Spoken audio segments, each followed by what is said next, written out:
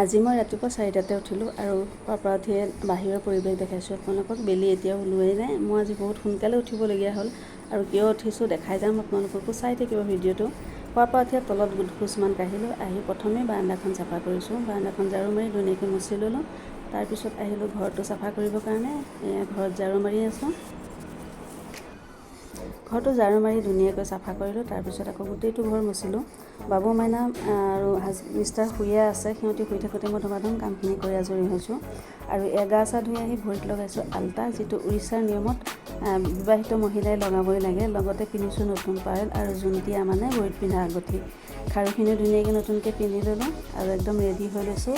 এতিয়া আহিছোঁ পূজাৰ কাৰণে মোক কিছুমান বস্তু দৰকাৰ হ'ব, সেইখিনি ল'বৰ কাৰণে, যেনে ফুল, তুলসী আৰু বৰিমনৰ আগ, বৰগছৰ পাত আৰু আম পাত, এনেকৈ বিভিন্ন ধৰণৰ বস্তু দৰকাৰ হ'ব। সেইখিনি নিবৰ কাৰণে মই আহিলোঁ তললৈ।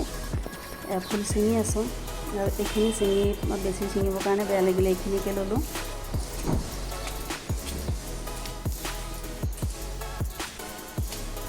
এতিয়া আহিছোঁ আম পাত পাৰিবলৈ, আৰু এইজোপা ইমান ডাঙৰ আম ওপৰত আছে, একদম ছিঙিব আহিছোঁ এতিয়া।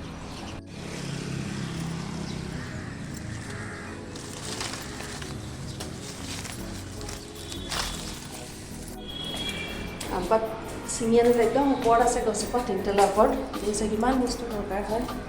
এতিয়া সকলোবোৰ বস্তু গোটাই কৰি লৈছোঁ। আৰু মিষ্টাৰ উঠি গ'ল গা ধুবলৈ, আৰু এই বাবু মাইনা শুয়ে আছে। মই ভাবিছোঁ সিহঁতি শুই থাকোঁতে ধুমাধুম মই ড্ৰেছটো কৰি লওঁ, কাৰণ আজি নতুন শাৰী পিন্ধিব লাগিব।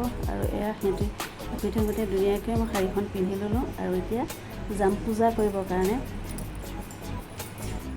মৰ্ণিং ফ্ৰেণ্ডছ, সকলোকে ৱেলকাম কৰিছোঁ আজি মোৰ অন্য এটা ভিডিঅ'ৰ মাজলৈ। আৰু এতিয়া ৰাতিপুৱা 7টা বাজিছে। মই আজি 4টামানতে উঠিলোঁ। সমস্ত কাম বন কৰি ৰেডি হ'লোঁ। এতিয়া শাৰী পিন্ধিছোঁ, আজি দেখিছিলোঁ বাৰু, ৰেডি হৈছোঁ পূজাৰ কাৰণে। আৰু আজি হৈছে 6 জুন, এটা স্পেচিয়েল দিন। সাবিত্ৰী ব্ৰত আছে আজি, সাবিত্ৰী পূজা। আৰু সাবিত্ৰী সত্যবানৰ কাহিনী আমি জানো, সকলোৱে জানো, কেনেকৈ তেওঁ স্বামীৰ জন্মহাতৰ পৰা স্বামীৰ জীৱনটো ঘূৰাই আনিছিলে। আৰু সেইটো এটা বহুত আমি জানো শুনো যদিও ইমান আমি কথাটো গুৰুত্ব সহকাৰে নলওঁ, কাৰণ আমাৰ সমাজত সাবিত্ৰী ব্ৰতৰ প্ৰচলন নাই। আৰু বহুতে মানে যদিও মই নাজানো, কিন্তু মই জনাততো নাই চাগে আমাৰ সমাজত। কিন্তু উৰিষ্যাত এই দিনটোত একদম স্পেচিয়েল এটা পূজা হয় আৰু দিনে ৰাতিয়ে এইটো ব্ৰত থাকে, ফল মূল খাই থাকিব লাগিব। আৰু মই যিহেতু উৰিষ্যাৰ বোৱাৰী, গতিকে উৰিষ্যাৰ কালচাৰ মই মানো আৰু মানিয়ে আহিছোঁ। তো সাবিত্ৰী ব্ৰতটো মই প্ৰতি বছৰে মানি আহিছোঁ। সাবিত্ৰী ব্ৰতৰ মহত্ব হ'ল, প্ৰতিগৰাকী বিবাহিত নাৰীয়ে সাবিত্ৰী ব্ৰতটো ৰাখিব পাৰিলে ভাল, কাৰণ স্বামীৰ সুখ শান্তিৰে থাকক, সুস্থ থাকক, দীৰ্ঘায়ু হওক, সেইখিনি এই ব্ৰতৰ মহত্ব হয়। চ' মই আজি সাবিত্ৰী ব্ৰতৰ কাৰণে এতিয়া ৰেডি হ'লোঁ, শাৰী চাৰী পিন্ধি। চ' গৈ আছোঁ, সকলোখিনি যোগাৰ কৰি ল'লোঁ। আৰু ৰাতিপুৱা সোনকালে উঠি বহুত কামো আছিলে, সকলোখিনি কৰি মেলি আজৰি হ'লোঁ। আৰু এতিয়া বাবু মাইনা শুয়ে আছে। মই ভাবিছোঁ সিহঁতে শুই থাকোঁতে পূজাটো কৰি ল'ম। চ' এতিয়া গৈ আছোঁ, পূজাটো আৰম্ভ কৰিম। সকলো ৰেডি কৰি লৈছোঁ আৰু চাই থাকিব আপোনালোকো, আৰু আশীৰ্বাদ কৰিব মোৰ পূজা যাতে সফল হয়। আৰু সকলোলৈকে যিসকলে সাবিত্ৰী ব্ৰত মানিছে, সকলোলৈকে মোৰ সাবিত্ৰী ব্ৰতৰ শুভকামনা জ্ঞাপন কৰিছোঁ। তো ভিডিঅ'টো ষ্টাৰ্ট কৰিছোঁ, গৈ আছোঁ। সাবিত্ৰীৰ ব্ৰতৰ পূজাটো হয় জেনেৰেলি বৰগছৰ তলত হয়, কিন্তু বৰগছ মোৰ ওচৰত নাই আৰু তাত মই কৰিব নোৱাৰিম। আৰু দ্বিতীয়তে লক্ষ্মীনাৰায়ণৰ পূজা হয়, সেইকাৰণে মই লক্ষ্মীনাৰায়ণৰ এখন ফটো আনি স্থাপন কৰি ল'লোঁ। লগতে এটা তুলসীও পুলি টাবত ৰুই লৈছোঁ, কাৰণ তুলসীও আজি পূজা হয়। আৰু যিখিনি বস্তু মই আজি খাম আৰু যিখিনি মই পৰিধান কৰিম, সেই গোটেইখিনি বস্তু ইয়াতে পূজা কৰিব লাগিব। সেইখিনি মই খাৰু, সেন্দুৰ, ফুট আৰু নতুন এখন শাৰী, সেইখিনি আনিছোঁ, সেইখিনি পূজা কৰিম।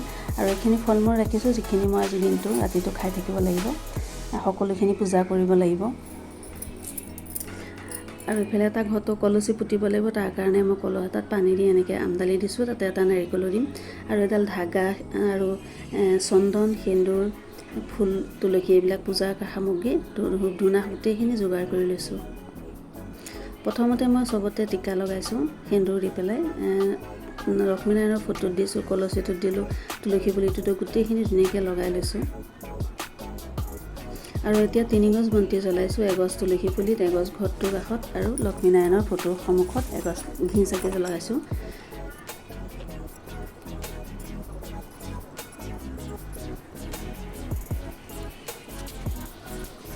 আৰু লগতে গোটেই লক্ষ্মীনাৰায়ণৰ ফটোৰ আগত বন্তি চন্তি মোৰ জ্বলাই কমপ্লিট হ'ল, ধূপ ধূনা লগালোঁ। আৰু এতিয়া মই ভোগ লগাইছোঁ, কল আপেল এনেকৈ কিবা কিবি কুটি পেলাই ভোগ লগালোঁ। আৰু এতিয়া মই পূজা কৰিলোঁ, ধুনীয়াকৈ ভগৱানৰ ওচৰত প্ৰাৰ্থনা কৰিলোঁ, মানুহজন যে সদায় সুস্থ সবল হৈ থাকক, দীৰ্ঘায়ু হওক তাৰে কামনা কৰিলোঁ, ভগৱানৰ ওচৰত তাকে বিচাৰিলোঁ। আৰু এতিয়া মোৰ পূজা কমপ্লিট হৈ গ'ল। পূজা কৰাৰ পিছত ছেকেণ্ড এটা পৰ্ব থাকে, মিষ্টাৰৰ মানে হাজবেণ্ডৰ ভৰি ধুৱাব লাগে, আৰতি কৰিব লাগে। এয়া ময়ো আহিছোঁ, তেখেতক ভৰি ধুৱাইছোঁ।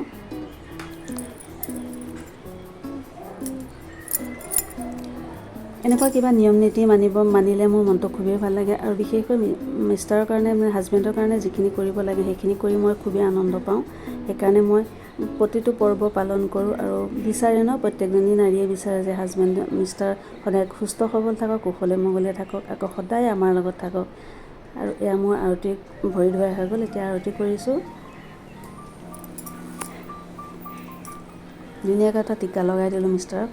কেমেৰা মৰা মানুহ নাই, ষ্টেণ্ডডালতে মোবাইলটো থৈছিলোঁ, সেইকাৰণে ভালকৈ নহ'লে ভিডিঅ'টো।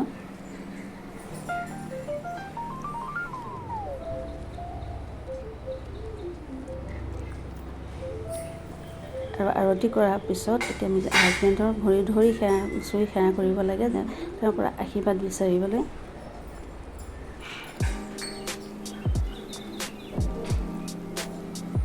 আৰু এতিয়া মিষ্টাৰে মোৰ শিৰত সেন্দুৰ লগাই দিছে। আৰু এইযোৰ হৈছে শংখা, লালি শংখা, যিটো উৰিষ্যাত বিবাহিত মহিলাই পিন্ধিবই লাগে। আৰু আজি নতুন শংখা মই পূজা কৰি আনিছোঁ, আৰু মিষ্টাৰে মোক ধুনীয়াকৈ পিন্ধাই দিছে। আৰু মনটোও ভাল লাগে ন এনেকৈ হ'লে।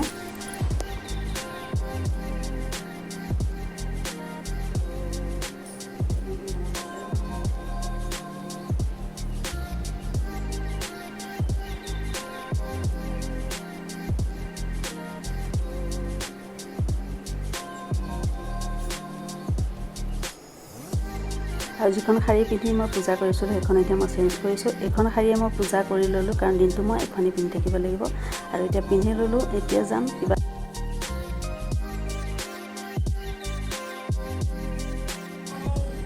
এইফালে মাইনাও খোৱাৰ পৰা উঠি পূজা কৰা জেগাখিনি দেখি তাই খুব ভাল পাইছে, আৰু একদম উঠিয়ে নাহে। তাইও পূৰা পূজা কৰিছে, আৰু তাইও বহুত এইবিলাক ভাল পায়। এতিয়া এইখিনি যোগাৰ কৰি লৈছোঁ, ফল মূল কিবা কিবি বুট মগু, আৰু অকণমান জুচ বনাই ল'লোঁ, খাই লওঁ।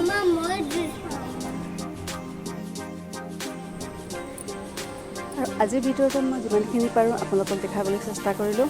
আৰু বিশেষ একো নাই আৰু আজিলৈ সামৰিছোঁ। পুনৰ লগ পাম নতুন এটা ভিডিঅ' লৈ আহিম আপোনালোকৰ মাজলৈ। আৰু ভিডিঅ'টো চাই যদি ভাল লাগিলে প্লিজ লাইক, ছাবস্ক্ৰাইব আৰু কমেণ্ট কৰিব। চ' আজিলৈ আহিছোঁ।